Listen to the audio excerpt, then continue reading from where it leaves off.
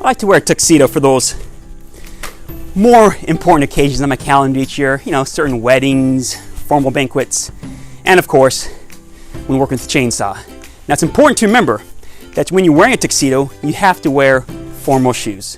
Formal shoes, they're the patent leather, super shiny, kind of a high gloss finish.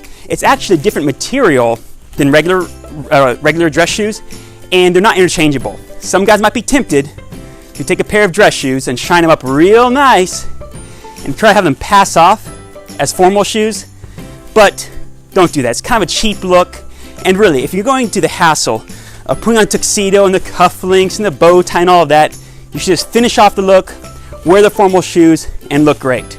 Now last time, in the last video, we talked about matching up the colors of your shoes with the rest of what you're wearing. Today I wanted to talk about how to match up the dressiness of the shoes with the rest of what you're wearing. So of course, tuxedos, patent leather shoes, rest of clothing, different styles. We'll get into that inside. So I've laid out kind of 4 different categories of clothing which guys might wear to work depending on the day. So for the top end, we have suits, and then we have business sport coats, kind of more sport coats and slacks, and then we have just shirt and slacks, business casual, and then we have golf shirts and jeans, or polo shirts and jeans, or kind of 5-pocket pants, or really casual. And then we have kind of a spectrum of shoes here as well. As you see, nowhere on this table are the patent leather shoes. Patent leather shoes, they are only for formal wear, only for tuxedos and dinner jackets. So for shoes, on the dressy end, we have wingtips, which are pretty dressy. And then we have cap toes. And then we have kind of other dressy lace-ups, not as dressy as a cap toe, but still pretty dressy. And we have more casual lace-ups. And then we go into dressy slip-ons, real casual slip-ons. It's called a driving shoe, so real casual looking. And then lastly, sneakers. So obviously, all of these shoes won't work with all of what you might wear to work each day. And that's irregardless of the color. So last video we talked about the colors. This is all about matching the dressiness of the shoes to the dressiness of the rest of the outfit. So let's kind of go through each one. What I want to cover is the basics here, kind of the safe zone, where if you're matching these up, you know you look good, you know you're doing it right. And that's not to say that other things might work, it might depend on the situation.